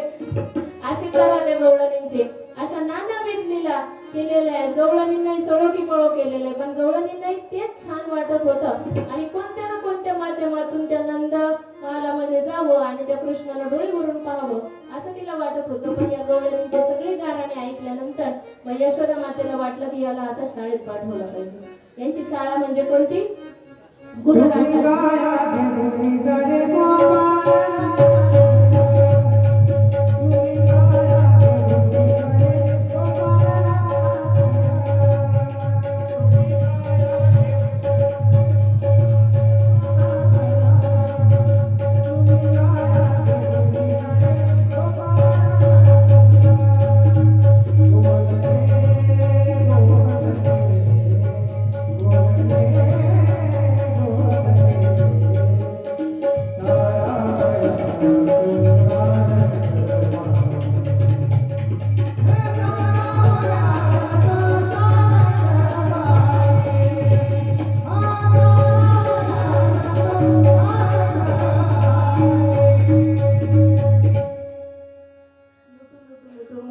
खांद्यावर कांबळा घेऊन हातामध्ये काठी घेऊन असा तो बालक हा 5 वर्षाचा कान्हा हा त्या ठिकाणी गोधने घेऊन चालायला त्या ठिकाणी जातो आहे. सगळी मंडळी इतर पेंड्या, सुदामा, वरद्या, वाकुड्या, मधुमंगल ही सगळी सवंगडी देखील ती सुद्धा त्याच्या बरोबर जात आहेत. तिकडे सुद्धा त्यांचे डाव रंगू लागले, चेंडू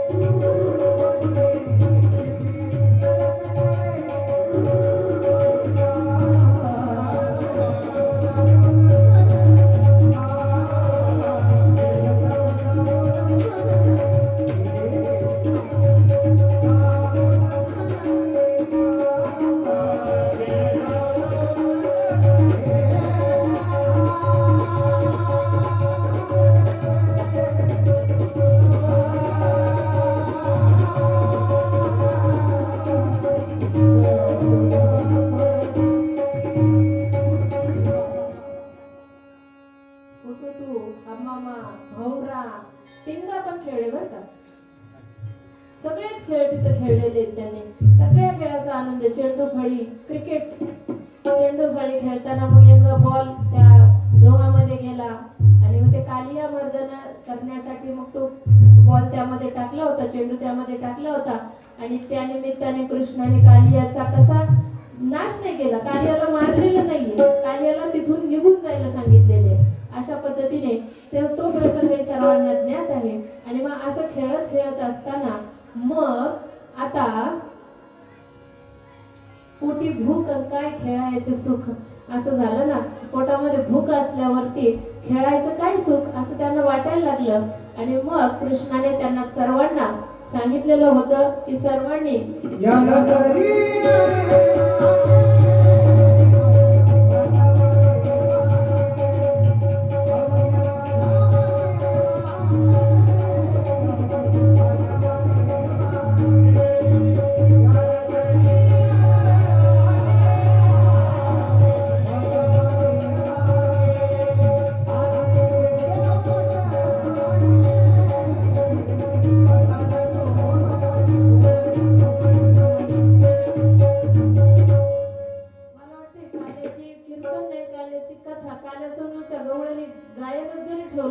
तरी कार्यक्रम छान झाला असता. बोलूनच देत नाही, एक शब्द उच्चारला की लगेच गवळणी तिकडून हजर आहे. आपल्या संतांचे हे आपल्यावरती अनंत उपकार आहेत बघा. आणि या कृष्णाच्या लीला आहेत ना की कुठल्याही संताला त्या लीला आपल्या साहित्यामध्ये वर्णन करून सांगण्याचा मोह आवरला नाही बघा. आता जसं गवळण सांगे गवळणीला पुत्र झाला यशोदेला, अशी त्या ठिकाणी ही सगळी झालेले आहे. नंदा वाण घेऊन या ताटी, नंदा घरी झाली दाटी, हे सगळं जे वर्णन आहे ना हे कोणी सांगितलं? ऐसी गला बला झाली दासी जनी हेल झाली, जनाबाईंचा अभंग आहे.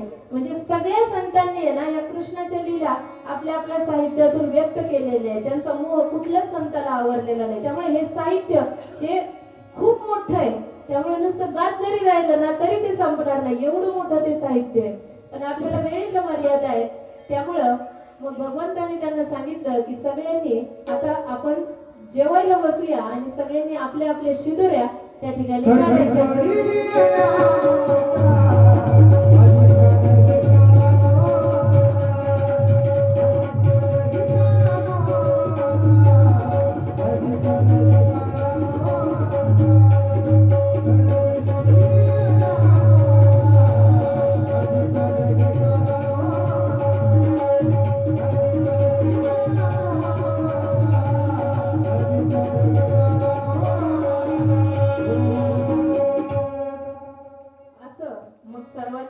सगळ्यांनी आपल्या आपल्या शिदोऱ्या आपल्या आपल्या घरी जे जे अन्न शिजवलेलं असेल ते त्या दिवशी घेऊन यायचं.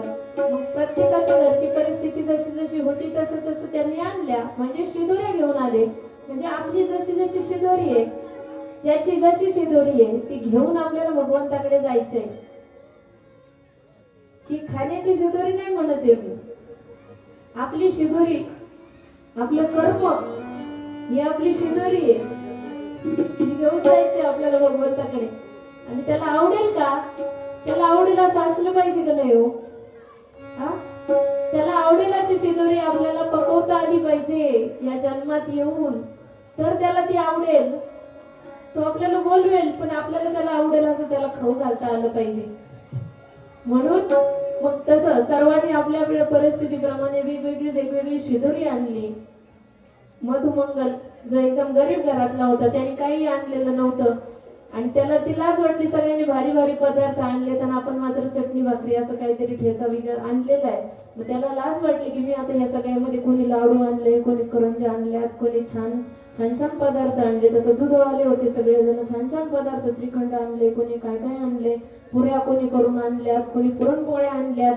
आणि मग आता आपले हे भात ठेचा हे कसं काय आवडेल कृष्णाला असं त्याला वाटलं आणि तो बाजूला होता. पण कृष्णाने त्यालाच पहिल्यामध्ये घेतला. आणि मग ह्या असे सगळे शिदोरे आहेत ना, तुम्ही याच्याबद्दल काही वाईट वाटून घेऊ नका. आपण हे सगळे एकत्र करूया, या सगळ्याचा आपण काला करूया. सगळ्यांचं एकत्रित केल्यानंतर मग कोणतं चांगलं, कोणतं वाईट, कोणतं गोड, कोणतं तिखट ते असं काही त्याच्यामध्ये राहणार नाही. म्हणून भगवंताने काय केलं, ते सगळ्या शिदोऱ्या एकत्रित केला, तो काला केला आणि त्या काल्याला आपल्या संप्रदायामध्ये फार अनन्यसाधारण महत्व आहे. जसं आपण म्हणतो, आपण जे काही सोहळे या ठिकाणी संपन्न करत असतो, त्या प्रत्येक सांप्रदायिक कार्यक्रमाचा शेवट हा काल्याने होत असतो. म्हणजे काल्याच्या कीर्तनाने कृष्णाचं चरित्र सांगून तर होतोच, पण त्यामध्ये ही दही हंडी फोडणे आणि त्याच्यामध्ये दही लाईचा काला तो त्याच्यामध्ये असणे, तो प्रसाद म्हणून सर्वांना वाटणे, या गोष्टीला फार अनन्यसाधारण महत्व अशा संप्रदायामध्ये आपले आहे. म्हणूनच आजच्या कथेचा समारोप देखील आपण या काल्याच्या या ठिकाणी दही हंडी फोडून आपण या ठिकाणी करणार आहोत. भगवंताने सांगितलं की सर्वांनी चौफेर असं गोल बसायचंय आणि मग ते गोल बसल्यानंतर त्या ठिकाणी बिभ्रद्वेणुर जठरं पटयुः शृंगवेत्रीच कक्षे वामे पाणो मश्रुं कमलं तत्फलाम्यङ्गुलीषु तिष्ठन्मध्ये स्वपरिसुहृदौ हास्यन्नर्मभिः स्वैः यज्ञ भुक्पालकेने. अशा पद्धतीने मग ते बसवलं. काल्याच्या वेळी म्हणायचा हा श्लोक आहे. आणि मग आता चला काला सज्ज करा, तोपर्यंत भैरवी होईल आणि आपण दही हंडी फोडून या कार्यक्रमाची या ठिकाणी सांगता करणार आहोत. भैरवी गायची. काय हे करून मग भैरवी गायची कसं करायचं? भैरवी झाल्यावर मग हे अभंग नाही म्हणता येणार ना. हा, आधी हे करून मग भैरवी म्हणून. हा चालेल. बासरी वाजवा. थांबा थांबा थांबा, थोडीशी बासरी वाजवायची करून.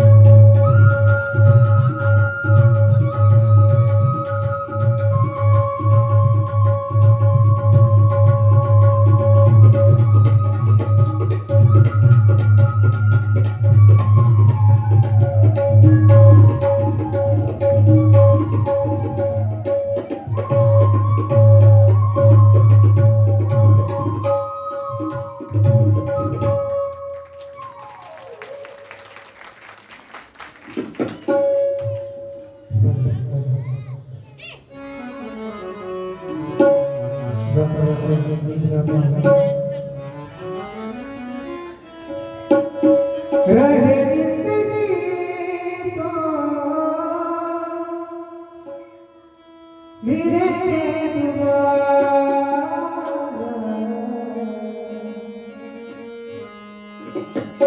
रहे जिंदगी तो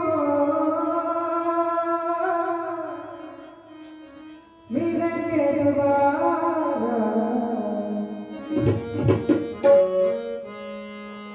जन्म साथ दिन का था तुम्हारा मिलन साथ दिन का तुम्हारा मिलन साथ दिन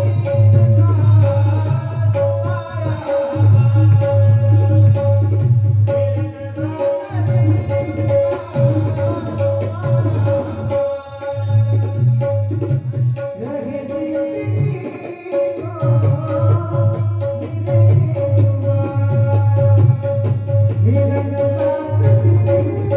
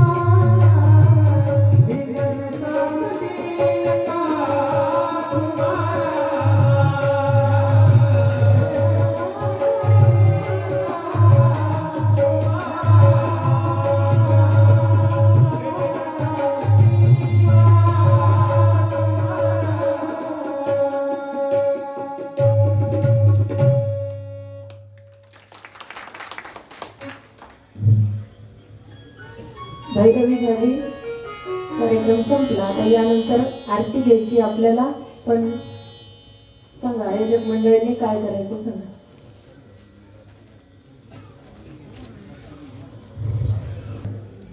आलेल्या सर्व